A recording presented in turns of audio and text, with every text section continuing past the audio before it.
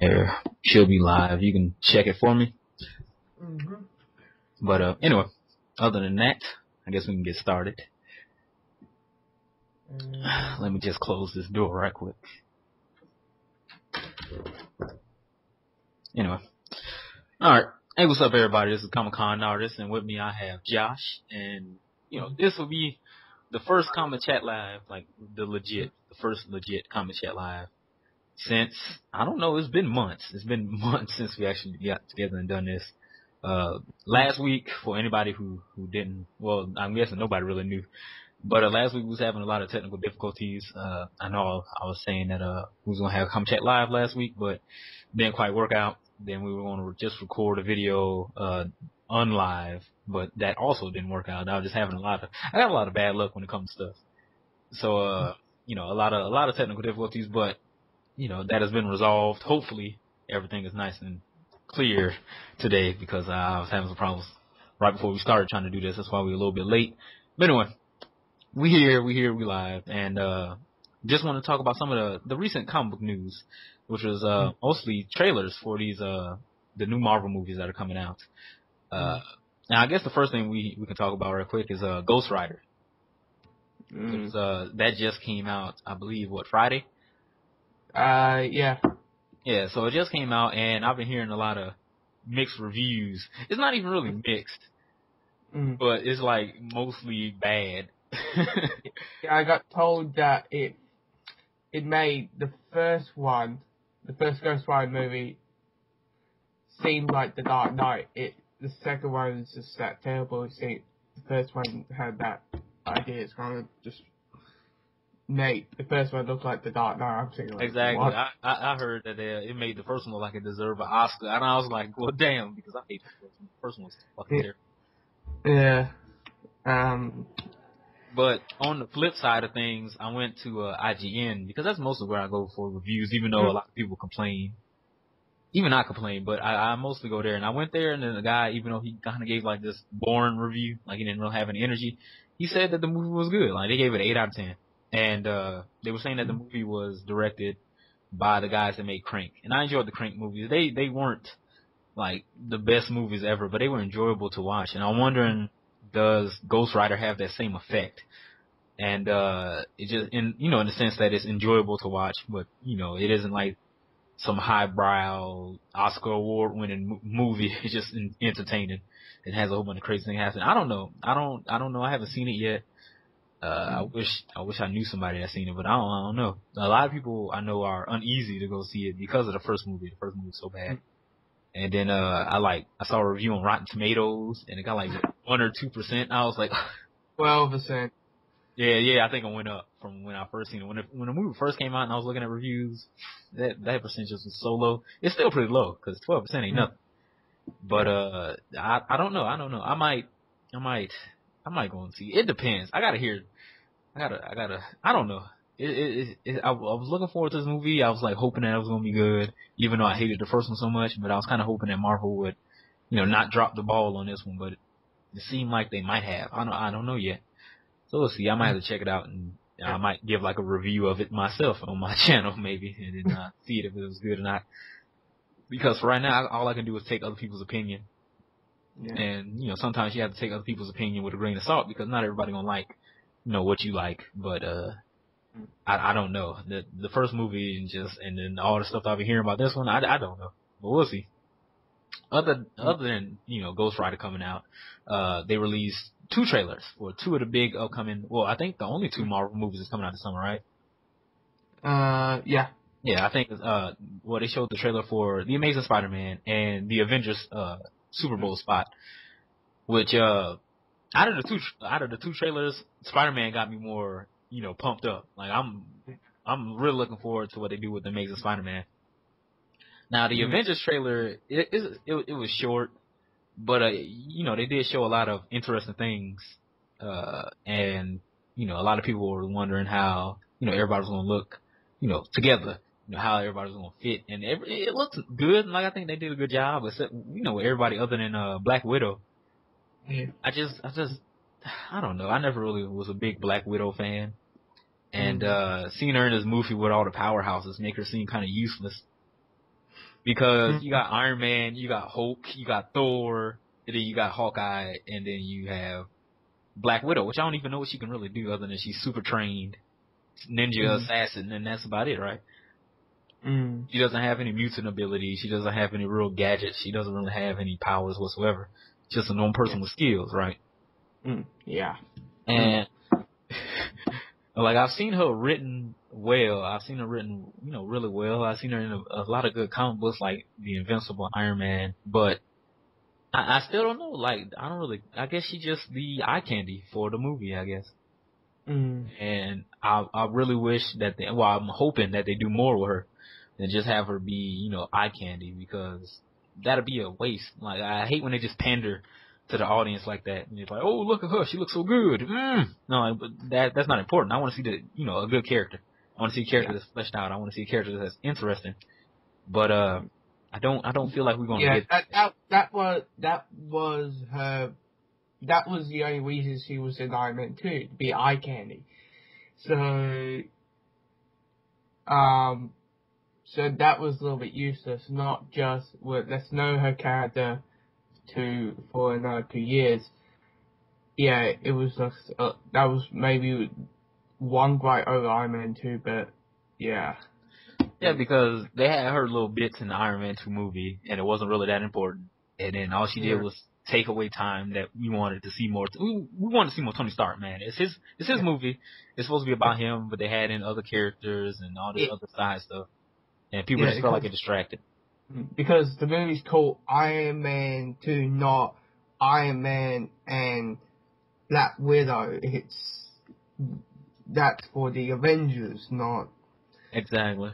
Yeah. And I guess I understand that they couldn't have a Hawkeye movie and a Black Widow movie, but they should have done something. Because I feel like all Hawkeye got was a little cameo in Thor, and Black Widow, she just fought a couple of guys in the hallway in Iron Man, and that was about it. And then I was like, okay, and then they supposed to be, big part of the team. I understand that they're not the biggest name in Marvel. That's why they didn't really get a movie. You had to have Cap movie, you had to have a Thor, you had to have the Iron Man. Yeah, but, had the main ones first. Yeah, and the Hulk, but I wish they would have done something more, because I don't feel like it's justified. Like, if they haven't really shown me anything yet that made me really like, okay, those two, I'm looking forward to those characters on the team. So I'm hoping that they do something with that in the movie. Because in the trailer, it seems like they have a lot of action shots, but I don't know how they're going to handle the character development, the team first meeting each other, starting, becoming a team, because I know when they first meet, they're all separate. Iron Man, his own, he's very egotistic, and, he's a lone wolf and all that stuff like that. Then you have Captain, who's supposed to be Captain America, he's supposed to be the leader. And, hopefully he can, get the team together, get them working together. The Hulk, I don't even know how the Hulk really fits into the team. Yeah. I always question myself because Cap is supposed to be the leader of the Avengers. I'm kind of curious in a live action film format of would that, because I need to believe that Cap, who's just a normal guy, just little abilities, can lead a god, a monster, and a playboy millionaire who dresses up like a robot, and the rest of the government. That is one curious thing that is kind of will question me until I see the movie at May. So yeah, that's what I'm really looking forward to. I want to see how Captain America, or Cap, I keep calling him Captain for some reason, but it's his nickname. So yeah, I want to see how Cap becomes the leader, because obviously he isn't the strongest, he isn't the smartest on the team, he isn't the most skilled, but I want to see how he pretty much comes into that role of leader. Him and Iron Man pretty much vying for that spot. I know Iron Man, he's going to want to become the leader because he's going to figure that he's the smartest, but I don't feel like he has the best leadership qualities. He's more irresponsible than Captain America is. I feel like Captain America is the most responsible, and he has the military background to coordinate everybody and to realize everyone's strengths and stuff like that. That's the kind of stuff that comes from Captain, and why he's a natural leader. I feel like the movie didn't really showcase that often enough. I feel like they tried to make him too like hunky dory and likable and stuff like that. Like, oh, he's just an average New York boy becoming a military man and doing all this like weird stuff. I wanted him to be a soldier, and I felt like he wasn't really a soldier in the Captain America movie. I just felt like he was just some average guy who just, it turns out that he's very good at being a soldier. Like, I didn't like that. I wanted him to be bred into a soldier. I wanted him to be trained to be a soldier. It kind of seemed like in the movie he just fell into the role and he was like, oh, well, he's the best. And I don't know, that's the kind of thing that I didn't really like about the Captain America movie. I feel like it was subpar as far as the superhero movies go. And it was kind of bad. But and if they do this Avenger movie right, I would like to see the relationship between Iron Man and Thor. Not Iron Man and Thor, but Iron Man and Captain America. You know, pretty much beefing out. Because it makes sense. It's like Steve Rogers knows his father. Yeah. Before Tony was born, and it's kind of like this. But Tony has the same personality, all that kind of stuff. So it would be kind of interesting. Also, I don't know if you hear this, but it looks like the Avengers is going to be on Captain America's point of view. And I feel like that totally makes sense because, you know, he's a man out of time. But yeah. I really want to see that. I want to that's the biggest character trait for Captain America in this movie. I feel is the whole man out of time thing because it should be like right after his movie ended is where the Avengers pretty much begins because he's with Nick Fury and he was in S.H.I.E.L.D. after they showed him waking up in the future.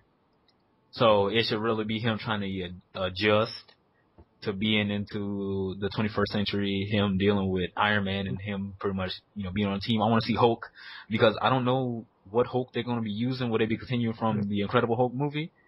Because at the end of the Incredible Hulk movie, Edward Norton, you know, he beat the Abomination and he left. He left and he was training and he had control of the Hulk at the end of the last movie. And I thought that was so cool because I was like, you know, it's always, you know, I can't control it, don't make me angry and stuff like that. But I love the Hulk when he's in control. And one of my favorite storylines from the Hulk that I've read recently was Planet Hulk and World Hulk. And I enjoyed it so much because it was just Hulk, the smart Hulk. And he was going through all this stuff and had to be a gladiator. It was really, really cool. And I like the Hulk when he isn't.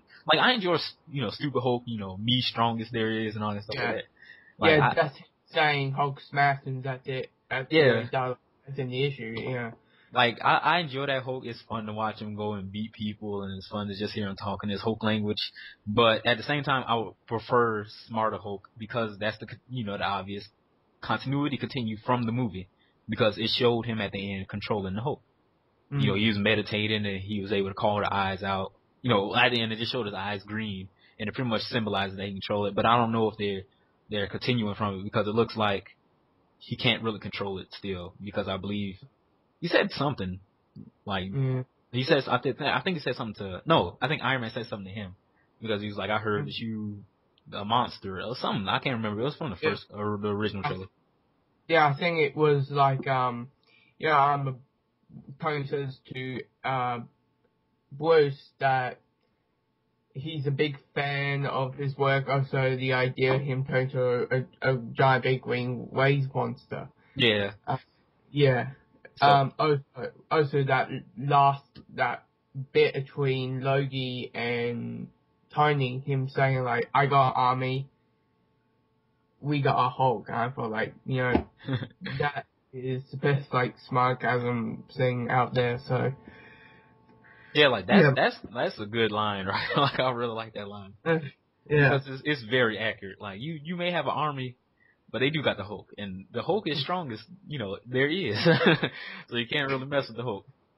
Yeah. So I want to see if they have smart Hulk or dumb Hulk, and I want to see, you know, his whole character stuff. You know how the Hulk is, can't control himself, and you know, get angry, and he just goes ape shit, and just I really want, because I know this movie's gonna be big action, but a lot of people they was worried at the beginning if it was gonna be an Iron Man movie.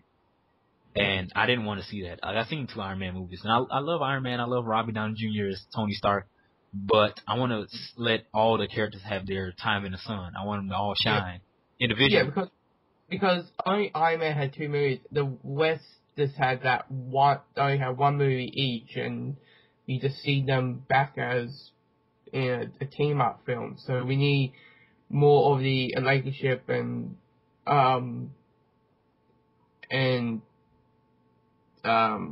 well, it just went my just Yeah, just more see of a how relationship. evolve between the past films. So Yeah.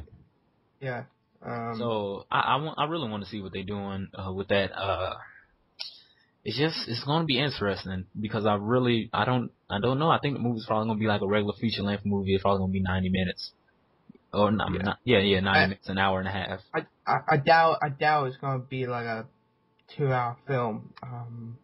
Yeah, so I know it's going to be a lot of action, but I really want them to focus on the characters because that would sell me on that'll make it the best, comic book movie. And I don't want it to be the best comic book movie just because, it's a bunch of characters in it.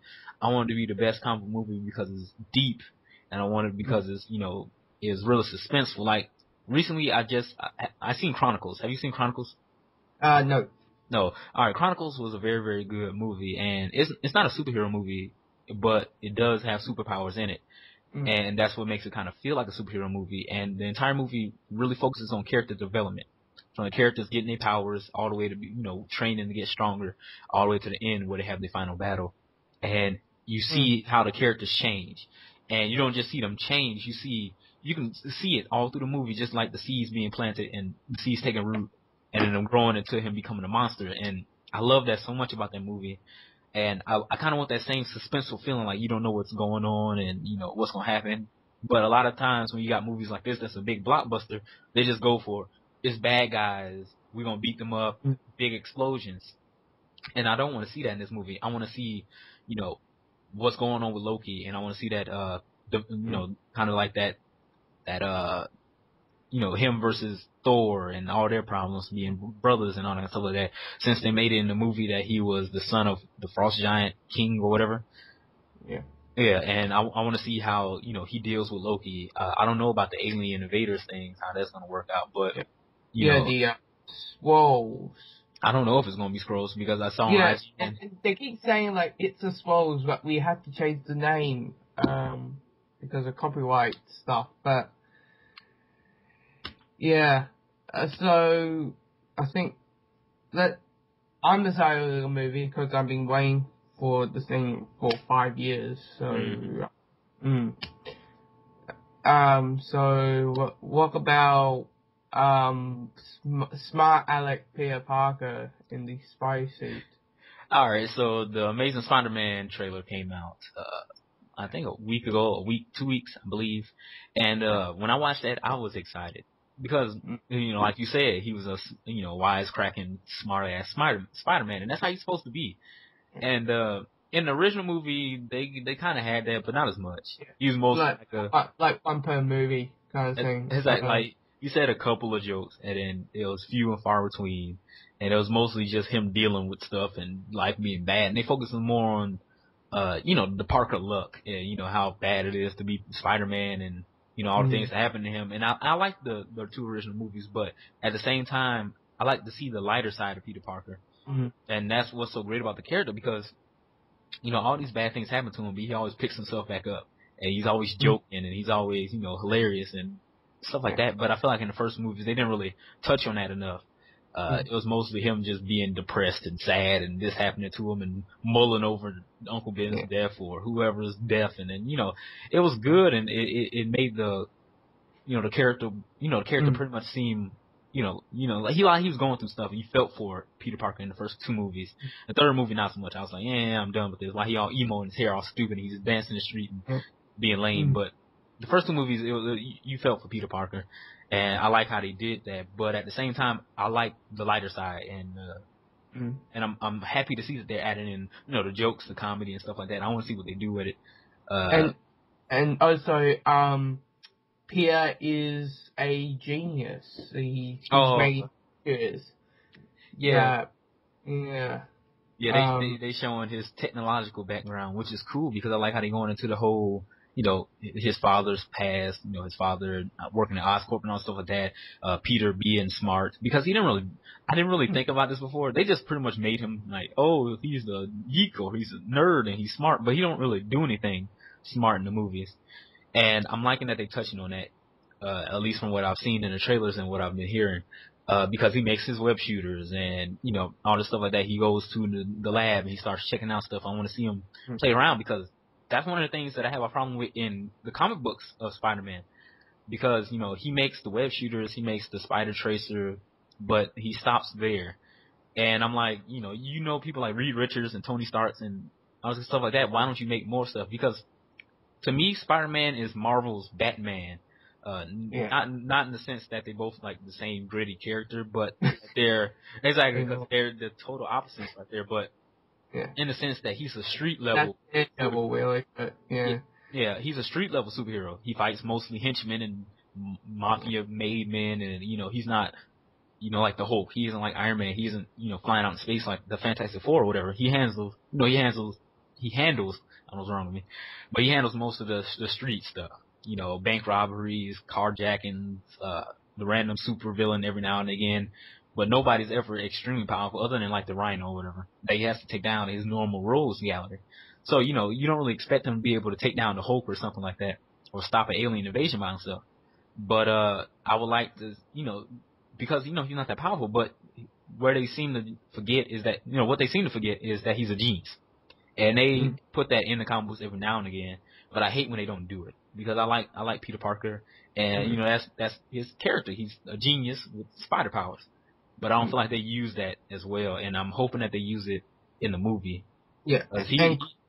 Of course they would because in the trailer he says, I need to stop him because I create him with, Connors, of course, comes to as the Lizard. So it's just, yeah, him helping Connors get his arm back, kind of thing. So that would also, a little bit of the genius format. So, yeah, I like that. Because they were speculating on IGN that Peter finds something from his dad, something that helps him complete the, Dr. Connor's formula to grow back his arm. And, that ends up turning him into the Lizard. And I love that because a lot of the villains that Spider-Man, deals with, have some kind of close tie to him. And they did that really well in the first two movies with Dr. Octopus and Norman Osborn. And I see that they're doing it again with Dr. Connors. And I like that because he either ends up creating his villains or he ends up having some kind of close connection with his villains, which make even better, because he has to deal with it and it's his fault or, somebody that he knew that turned evil and he has to deal with it. It makes the fight and the conflict seem more real, and it seems more real, and it's a lot better, and it feels more suspenseful because a lot of times the villain's trying to, like the first movie, the Green Goblin was trying to murder him, and he had to stop the Green Goblin, and he was going through all this stuff, and then the second movie he had to deal with Dr. Octopus and trying to help him, and he was all crazy. It was good stuff. So I want to see, because I know most likely after Kurt Connors turned into the Lizard, he's going to be out of his mind, like he normally is in the cartoons or in the comic book. And I want to see how Peter deals with trying to help him and if he's able to find a solution, because I really like that. Spider-Man might not be, super making gadget guy, but he does outwit his opponents. Even Dr. Octopus or even some of his more smarter opponents like Mysterio or something like that, he's able to outsmart them in the end, and I really like that about his character, and hopefully we get to see that in the movie. Yeah. Like one connection to a villain would be like the Green Goblin, because it's like two connections. He's Peter's the best friend of the son of the villain of Green Goblin, and Green Goblin kills Gwen. So that is one way to say, like, okay, Spider-Man somehow has the connection to his villains. Exactly. It's just like Batman. That's why I feel like Batman and Spider-Man, they have the best rogues gallery, because they have the deepest connection with their villains. You look at Batman and Joker and why everybody loves Joker, because Joker is pretty much the other half of the same coin as Batman. Like they're the polar opposites, but they both have similarities. Like if you look at it, both of them are crazy. I mean, Batman is obviously the more sane of the two, But I mean, he's a grown man dressing up as a bat to scare criminals and then beat them up at night. Like, that's insane. No normal person would do that. But he's fighting for justice, and he's sane enough not to go around murdering people. Whereas you got Joker, who's completely insane, and he just goes around murdering people and pretty much doing anything. Dressing up as a clown, and that's exactly. Yeah, and doing pretty much everything. But it's that kind of relationship where it's like neither one of them can, be without the other. There wouldn't be a Joker without Batman. There wouldn't be a Batman without Joker. And I love that ambiguity that they have with the characters. It's what makes them such a great team, and why Joker is his top villain. And at the same time, a lot of Batman villains come from Batman making them, because or they have close ties. Yeah. Like the Joker in The Killing Joke, you can see how Batman makes him into the Joker. Who else? Two-Face, the whole Harvey Dent, getting the acid splashed on him while trying to testify. Who else? Catwoman. He has a deep relationship with Catwoman. Yes. Which I really enjoy that. Mm-hmm. And a lot of his villains. Talia al Ghul, if you count her as a villain. Well, yeah. And Ra's, because Ra's is pretty much looking for Bruce to be his successor, and it's stuff like that. That's the kind of stuff that I like. I really like seeing Batman have conversations with his villains, because he might be trying to interrogate and find some information about the Joker, and he might go to the Penguin for information, what's going on in the street, and he'll rather just get the information from Penguin than take him down and then go to the Joker, and they have this conversation, they have this long history together, and it's cool seeing it. It's cool seeing that they actually have a history together, and that's what I feel like makes Spider-Man villains great and Batman villains great, because they actually have these deep ties to each other, and it just makes it so great. That's why I enjoy it, and I'm really looking forward to the Amazing Spider-Man movie, and I want to see how they do it. Today I seen this clip, this scene from the Amazing Spider-Man movie. They didn't really show much. It just showed Peter going to, I guess, Gwen Stacy's apartment or the hotel or something, and the guy had stopped him out in the front, and he was asking, he was like, what are you coming here for? And then Peter was like, I'm trying to get in here to see Gwen Stacy. He was like, are you leaving a package or picking up a package? He was like, I'm not picking up nothing. And you see the Spider-Man suit in his book bag, and he's trying to put it back in the book bag, and the guy's like, what's in the bag? All the stuff like that.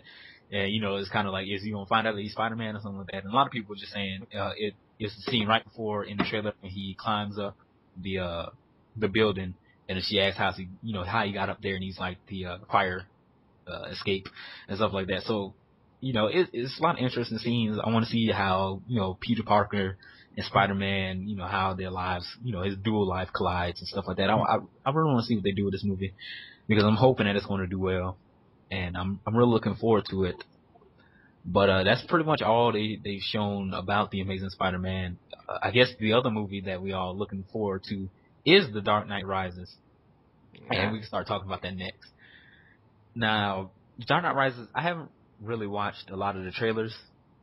I seen what Bane looks like. I seen some of the the behind, like the sneak shots or whatever you call them. Or when you see the behind the scenes and you see them fighting and showing the scenes when they shooting them and stuff like that. I've seen some of that stuff. It looks pretty cool. I'm really looking forward to this movie because I love The Dark Knight. Yeah, I'm just so mad that the Joker is in this movie, man. I really. It makes sense. Why? How can you replace Heath Ledger as Joker? I'm glad that they didn't do it, but I'm upset that Heath Ledger, died. But I really feel like the Joker was a great performance, and I don't know. I'm just very mad, but. They have Bane, and I really like Bane as a character. Even though in Arkham City, I hated him. Because he was like, Batman, help me out with this job. And then as soon as you help me out, I shall screw you over. And I was like, oh, come on, man. But I really... No, that's not your job, Bane. That's Joker's job, trying to screw me over.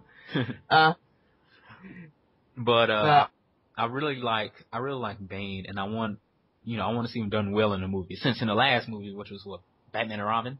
Yeah, they really need to sell Bane for a lot of people if everybody saw Batman and Robin. Yep. Because Yeah, he was just a zombie in Batman and Robin. He was just Poison Ivy's little sidekick. And same with Catwoman, how they're going to use her as how they're going to tie her story. Yeah, tie her story with Batman. Bane's and Batman's and all that kind of stuff. And yeah, because they haven't shown. I don't think they haven't shown Catwoman in any of the past movies. So she's kind of coming out in this one, and I don't know if she's just going to automatically be Catwoman, and then she's just trying. Is that was it Returns? Batman Returns. Batman Returns. Yeah. Yeah, no, I'm talking about in the Christopher Nolan. Oh, Nolan universe. Oh, sorry. Yeah. Like, no. Yeah, I know about the old movies and even her own terrible movie, but in the Nolan universe. Like what terrible Catwoman movie? I'm sorry. Like what? Really? But Batman who? But in the Nolan universe, they haven't shown her, so I'm wondering if they just, she's just going to be a cat burglar already, and then she runs into Batman, and they show their relationship from there, or will they show her turn into Catwoman, which most likely they probably won't. I don't think they will show her turn into Catwoman, because I don't think her origin story is really that interesting. I read Batman Year One, and I kind of like that. They're showing her starting off as a prostitute, then robbing. I'm curious if they're going to do that, because it's supposed to be realistic and of course, all of the Nolan movies are kind of inspired by Year One, so I'm kind of curious if they're gonna have like Carl as a prostitute. I'm being like laughing my head off, for like, of course you're gonna do that, but I would like that. I would like that. Same with Nightfall. For this one, of course. A lot of Bill Zephyr Lane. And, of course, I will want to see Bane breaking Batman's back, picking him up and smashing him. That could be, something that could be kind of like fanboy, it'll be fan service for the guys who love the comic book, because it'll be straight out of the comic book. I just don't know if they're gonna break his back. Unless they're gonna with a walking stick, so maybe, I don't know, he might injure him some way. I don't know if they break his back, it has to be some kind of time skip to when he gets healed, because it can't. I don't like, is that gonna be the end of the movie? Like, that's the end of the Nolan trilogy. Batman just get his back broken, and that's the end of Batman. Yeah. I don't know how it would really work if they just snapped his back. But a lot of people have been speculating that it is drawing a lot from Nightfall. I haven't read all of Nightfall, but I really... It's like a 5-part series or something like that. Yeah, I've been reading it, but I haven't finished it. I like how the story's going, and now I understand why a lot of people are always talking about Nightfall, because it's a great story. And what I like about it the most is how it starts off, where it's like Batman, he's working so hard that he's exhausting himself, and he's pretty much getting sick because he's just working himself too hard, straining himself, which is true, because every night he's going out, pretty much pushing himself to the limit. He's not extremely young. Like, I think he's in his 30s or something, like late 30s.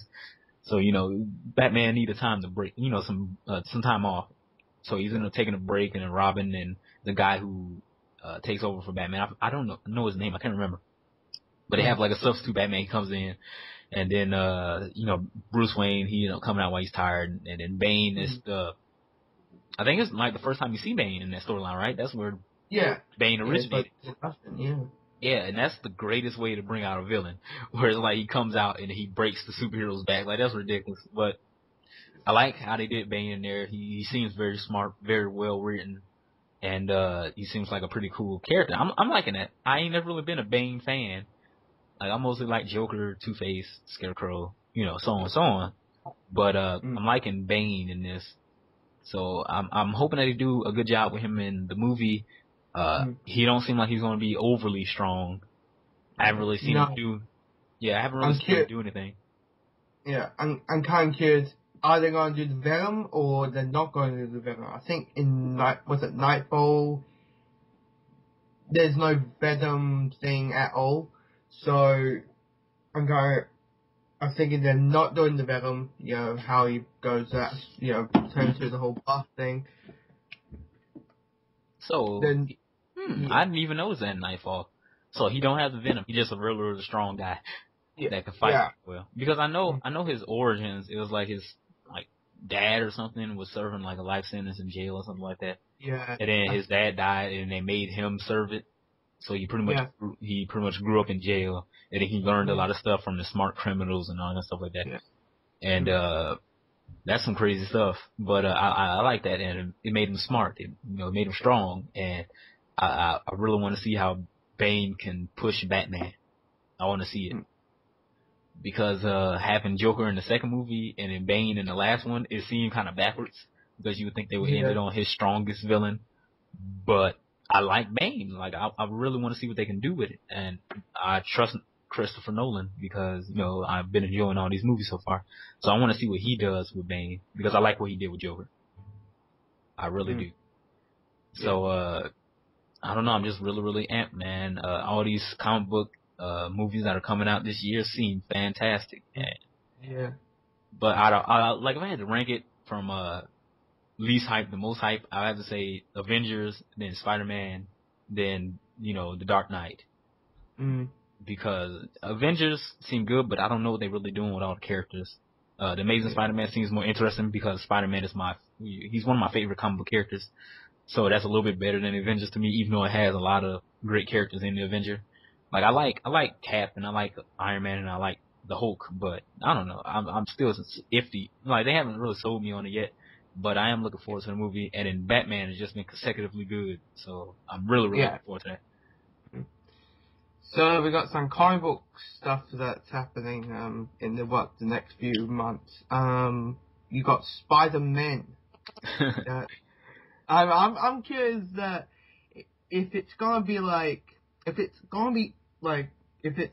ultimate title, say like Peter Parker meets with they bring back Peter Parker and it's time travel, God knows what. Peter Parker beats the modern age Ultimate Spider-Man. I'll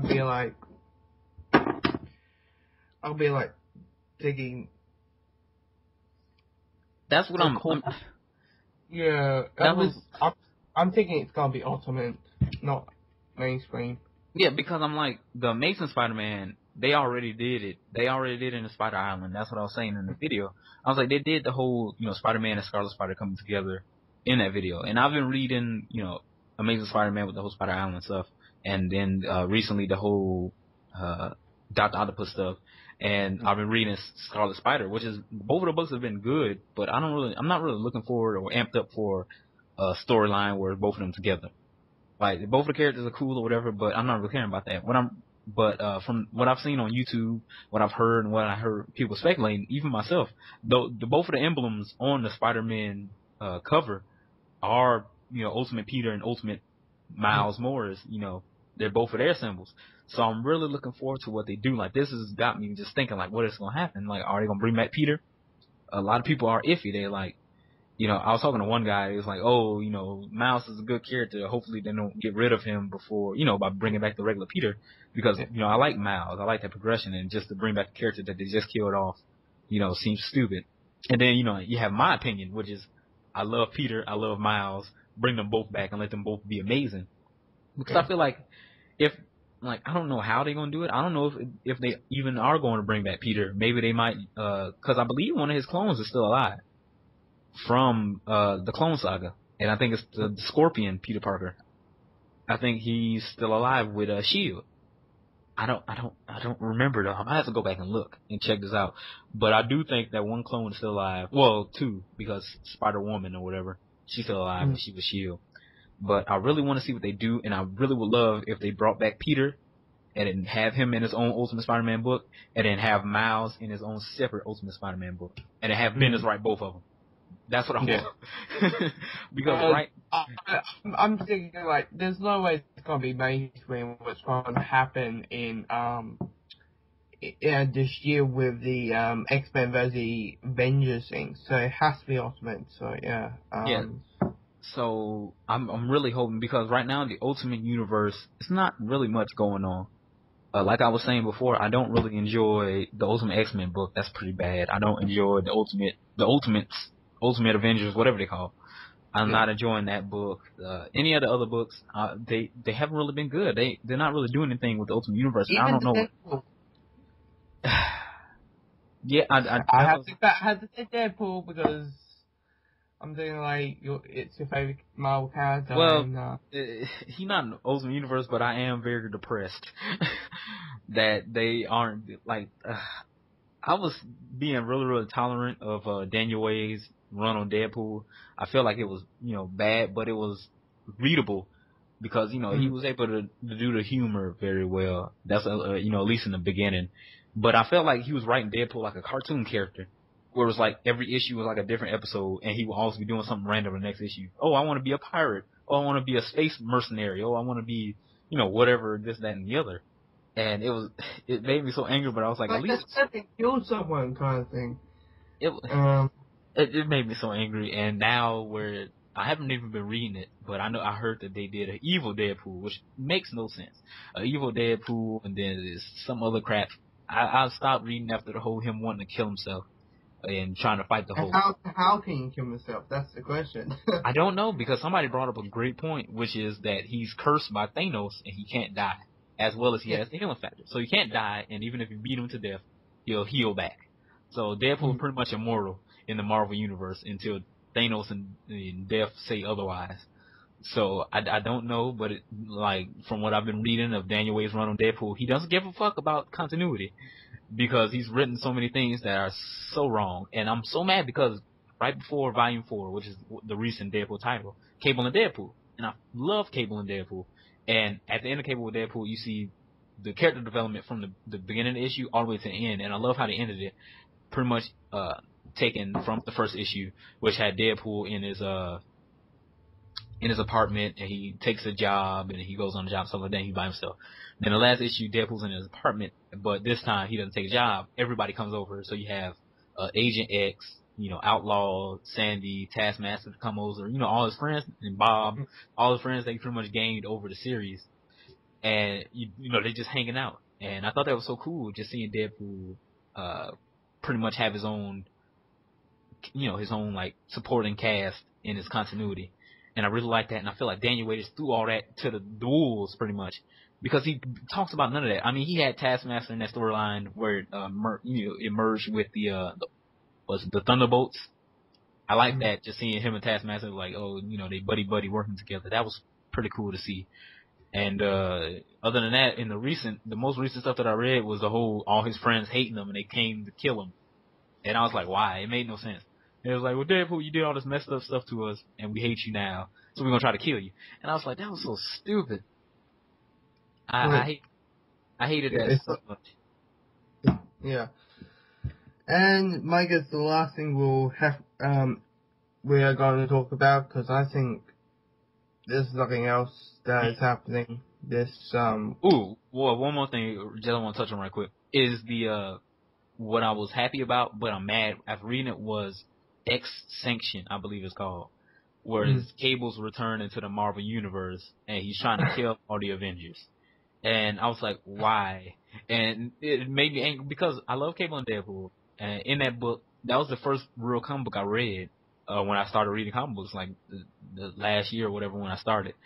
And that's where I pretty much, learned about Deadpool and started liking him being my favorite character, and I also like Cable. And, he died during the comic book or whatever, doing Messiah Complex or whatever happened. And now that they bring him back, I was like, yay, one of my favorite characters is back. But they brought him back stupidly, and now he's on this mission.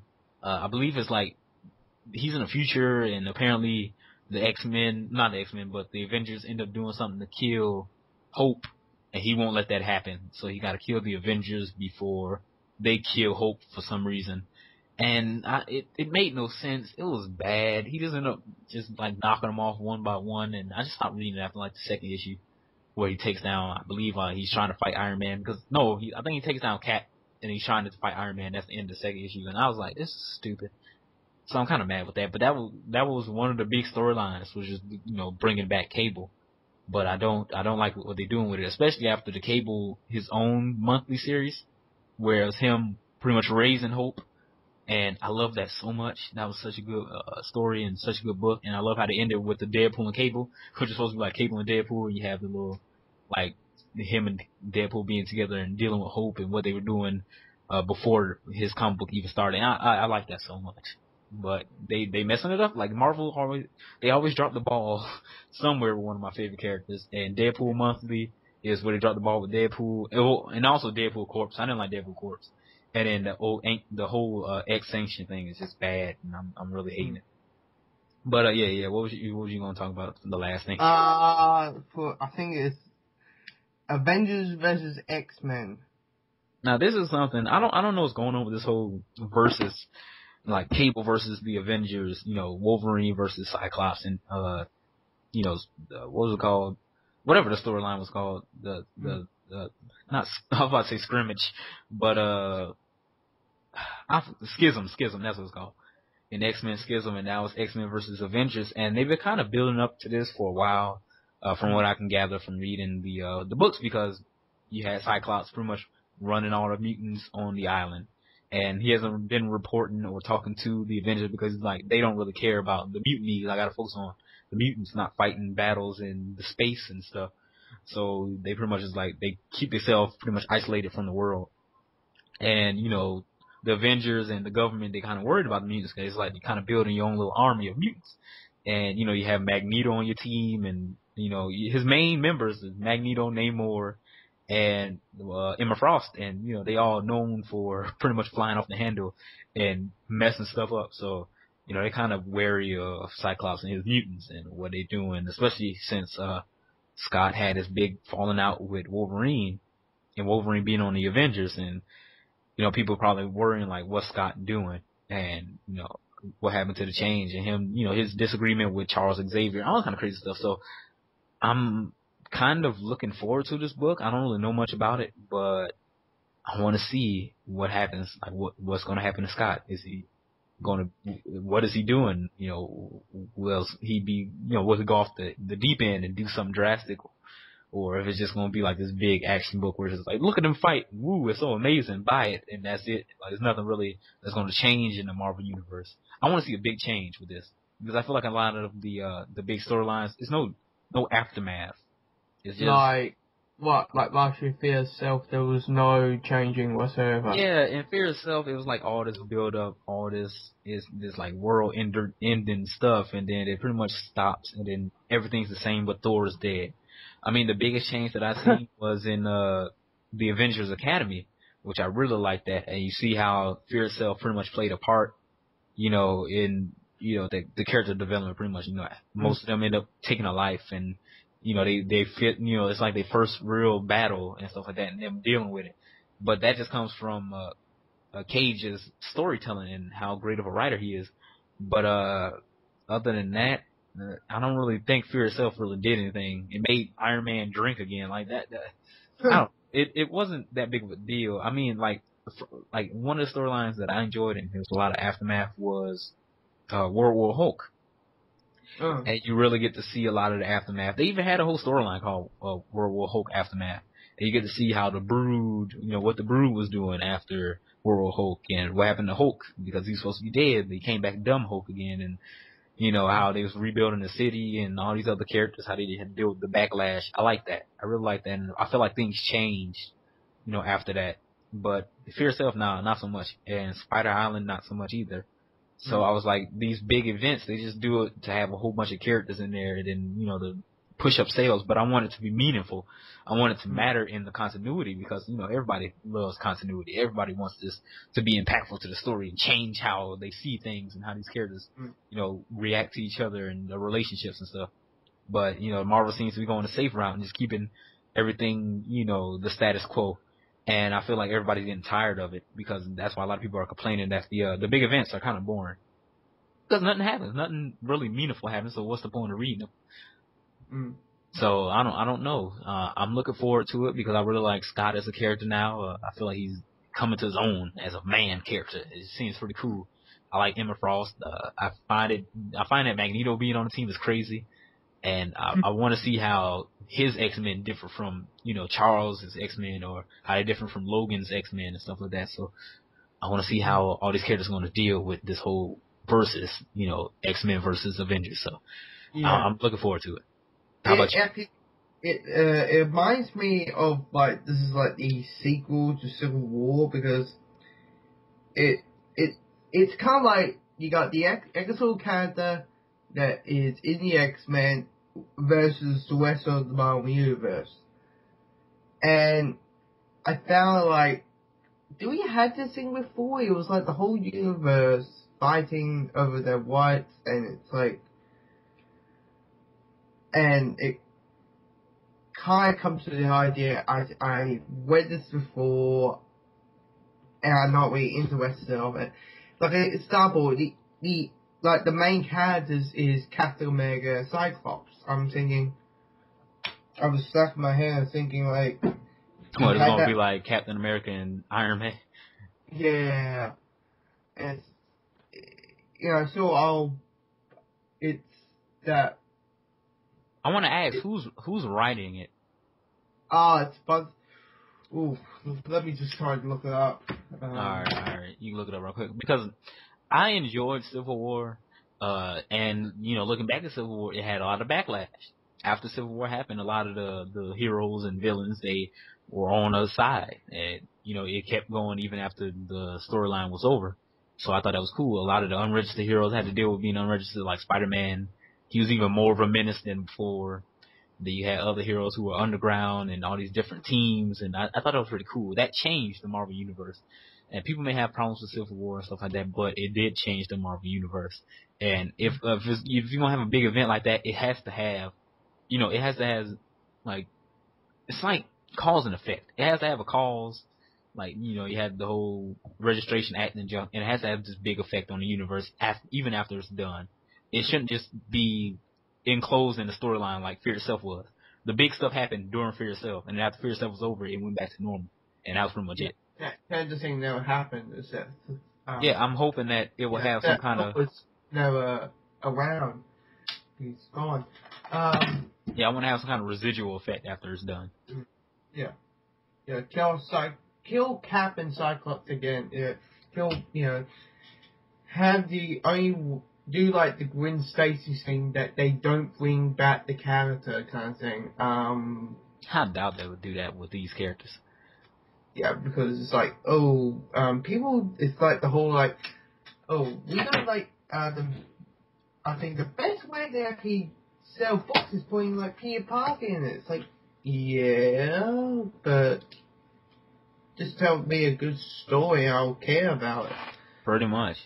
I feel like they spend too much trying to do fan service and all these big action scenes and it's got to be this big event, let's hype it up, rather than just and I feel like they throw in too much stuff. I want them to just focus on the characters. If they're gonna do this X-Men versus Avengers junk, they should focus on Captain America as a character and Cyclops as a character, and all the other characters should be supporting those two in their development as characters. I feel like if Cyclops is gonna do something to challenge the Avengers, or the Avengers feel like they have to act on the the mutants and stop them from doing whatever they feel like they're doing, I want it to be like this real big decision. I want them to be mulling over this. I want them to be like, I've known Cyclops since he was a kid, or I knew him since, Captain America was like my hero growing up or something like that. And then they have all these like tough decisions and all this stuff. Like, I want it to be like that. I don't want it to just be like, the mutants, they getting out of control. Let's punch them.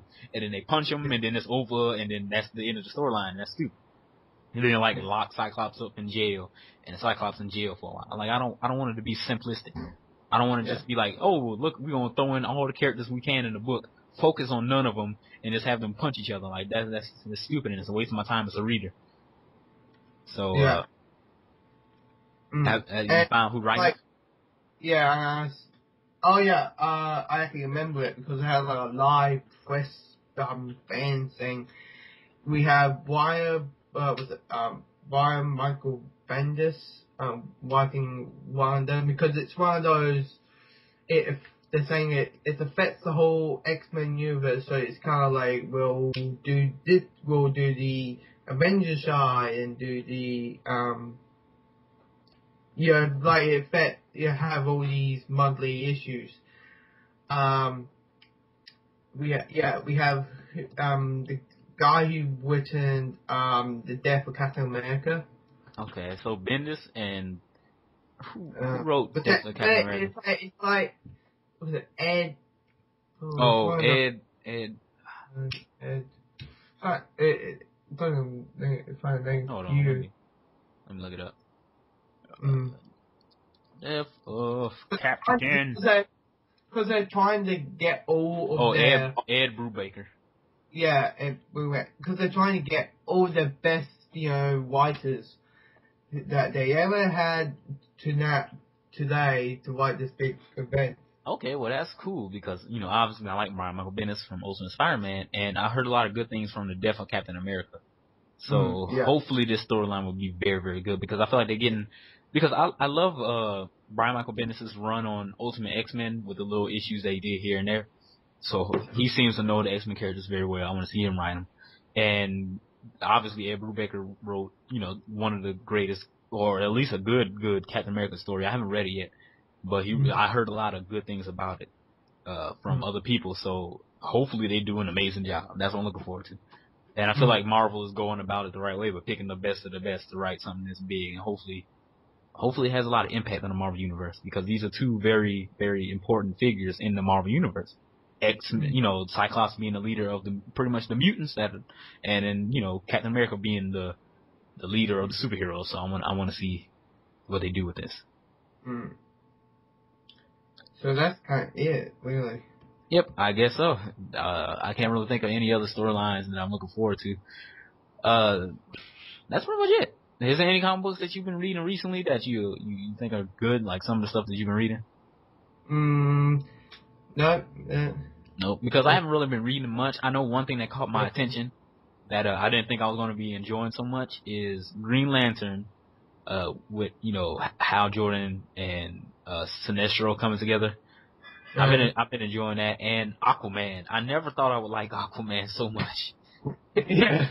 But I keep hearing great things about Aquaman because it's like, who cares about Aquaman? He's just some dead fish with the lamest powers, and somehow Jeff Johns actually found a way to make Aquaman cool again. I love how he did it because he made him a joke in the comic book, and it pretty much feels like, okay, this is what everybody's been doing pretty much in the real world, is making Aquaman a joke. And they pretty much build upon that pretty much history of, he's just some fish out of water. He gonna talk to fish and he's relatively strong. His powers are stupid, stuff like that. And, they pretty much have it where he's just dealing with being, out of Atlantis, out of the water, and his family history and all the stuff that he went through, and him and, what's her name? Mara, or whatever, like his girlfriend or wife or whatever, and them just living together on the surface and going through all that stuff. I'm really, really digging this new Aquaman book, and I'm telling you, if you had asked me like a couple of months ago, before this book came out, that I would ever be reading Aquaman monthly, I would have said hell the fuck no. Because I would never read anything Aquaman, but this new 52 universe, man, I don't know what they did, but a lot of it is very, very good. So I've been enjoying it, and Aquaman is high on the list of some of the good stuff I've been reading. I gotta get back to Animal Man because I heard that's really good, and Swamp Thing. What? They actually cancel 5 of their books and actually place them. I think Deathstroke got cancelled. Yeah, I think I heard that some books got cancelled. Yeah, and I think they're placing with Justice Society and Justice League Society and all that kind of stuff. Batman Incorporated, the only one that is still in the old continuity. So, yeah. Yeah. So. Yeah.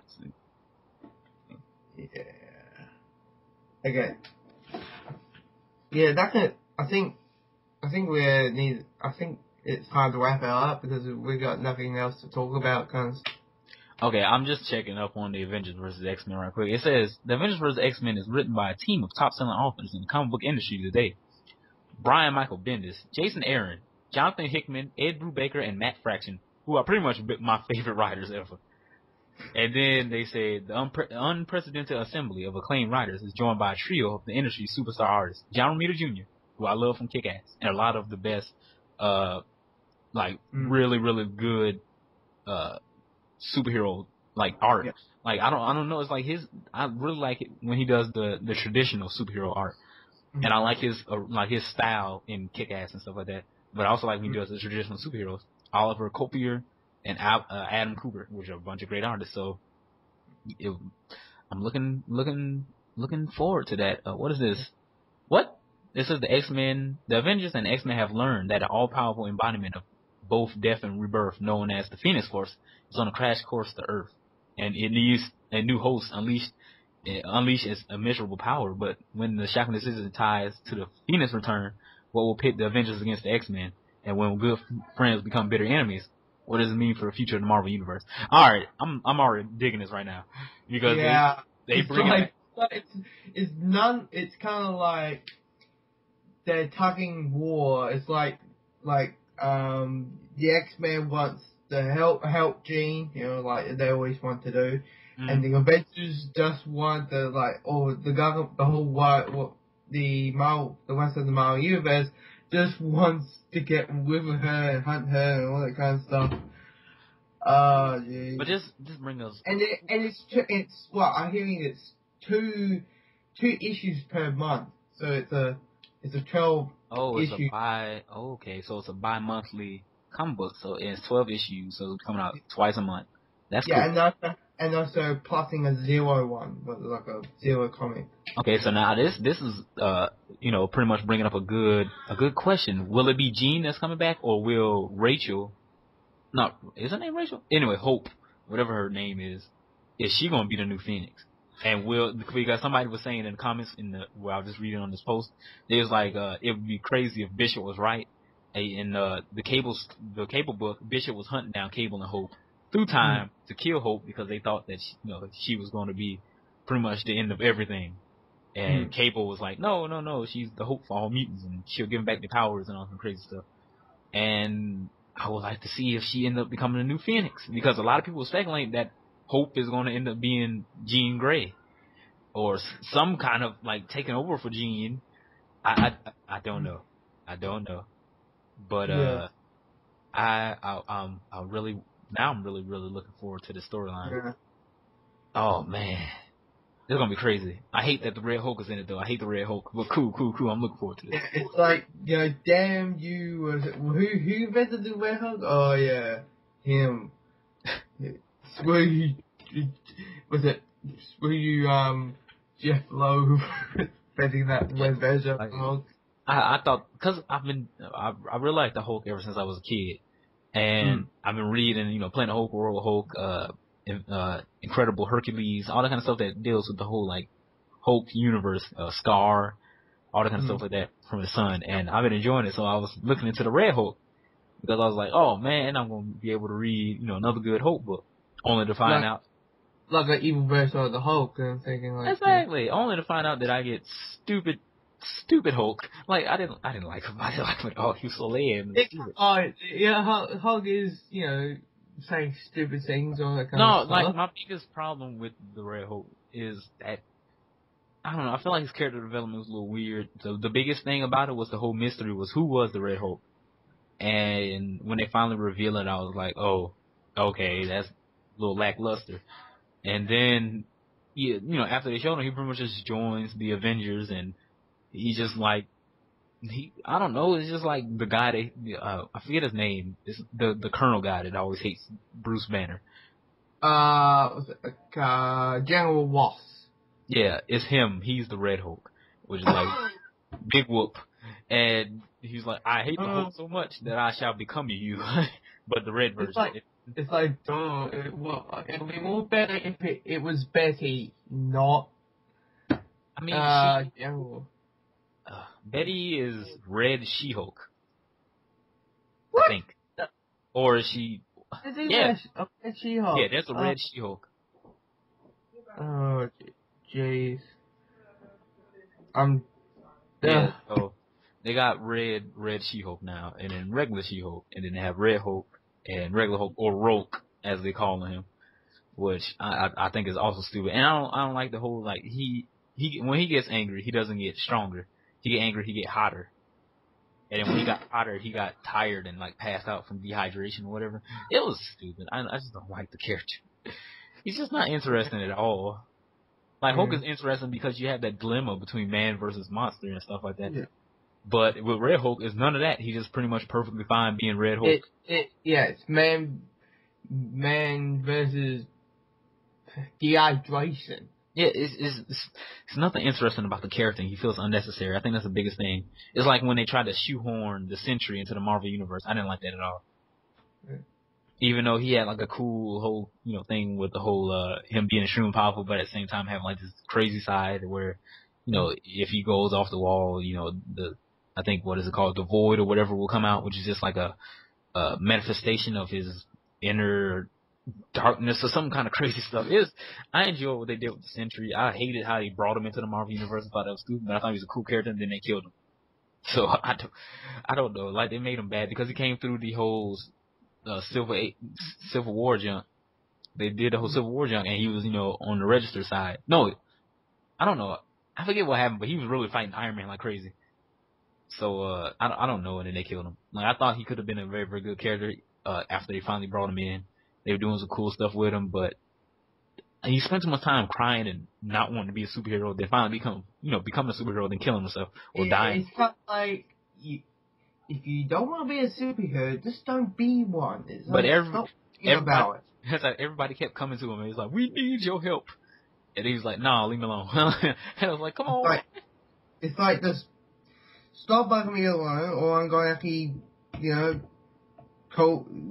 send Nick Fury to hunt your ass down, kind of thing. It was, but I don't know. It's just a lot of stuff that I'm looking forward to in comic books, and I'm really looking forward to X-Men vs. Avengers and the Spider-Man. And it's all in the summer. I think X-Men vs. Avengers happens in April, and the Spider-Man happens in June. Yeah. So I hope both of them are going to be great. I'm hoping that Spider-Man has something to do with Ultimate. Most likely somebody's going to leak some kind of information, so we'll hear about it eventually. And or some other little teaser posters will come out. Guess it's like the first cover or something. Yeah. So I guess that's pretty much it for right now. So thanks, Josh, for coming on. Hopefully everything's good on the stream side of things, because I can't really check. So I don't know how the quality is, but I am recording this, so it'll be on YouTube tonight, hopefully. I should be able to render this out pretty quickly since I'm doing it this way. Anyway, so this will be rendered and put on YouTube. Hopefully you guys enjoyed it. We just talked about some of the recent news, some of the stuff that we've been thinking about. And this has been fun. I can't wait to get everything going back where I'm doing this weekly again and be able to get more people on and have everything back on track. Because that's what I'm trying to do with my channels now, get everything back on track. So anyway, this has been Comic-Con Artist, and this is another week of Comic Chat Live for, February 18th, 2012. And hopefully you guys have enjoyed it, and we'll see you guys later. Peace.